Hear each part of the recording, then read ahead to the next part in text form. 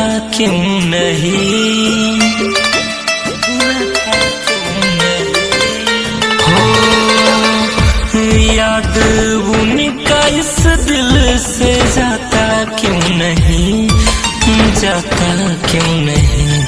ऐ मौत तू आता क्यों नहीं, है मौत तू आता क्यों नहीं।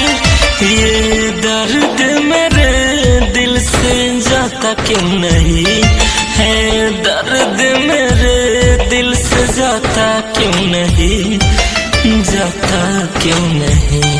है मौत तू आता क्यों नहीं, है मौत तू आता क्यों नहीं।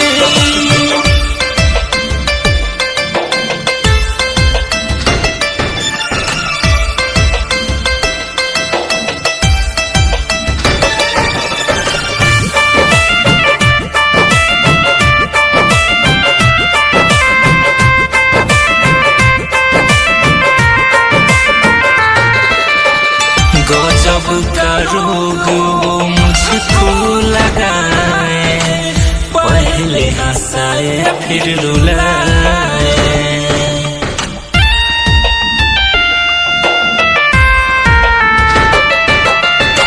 गजब का रोग वो मुझको लगाए, पहले हंसाए फिर रुलाए। करके जुदाई वो की बेवफाई, दिल है किसी और से लगाए। कोई दिल की दवा या रुलाता क्यों नहीं, खाते हैं या जान जाता क्यों नहीं, हाँ जाता क्यों नहीं। ऐ मौत तू आता क्यों नहीं, ऐ मौत तू आता क्यों नहीं।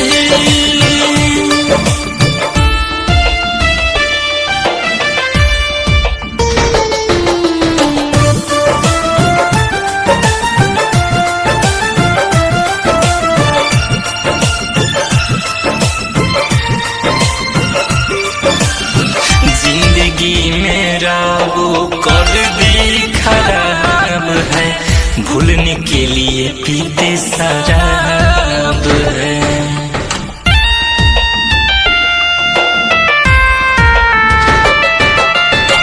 जिंदगी मेरा वो कर दी खराब है, भूलने के लिए पीते शराब है।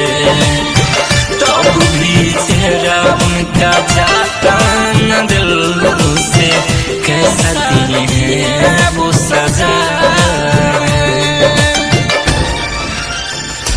रोशन राजू देवेंद्र गमोरा था क्यों नहीं, रत्न से याद उनको आता क्यों नहीं, हरे आता क्यों नहीं।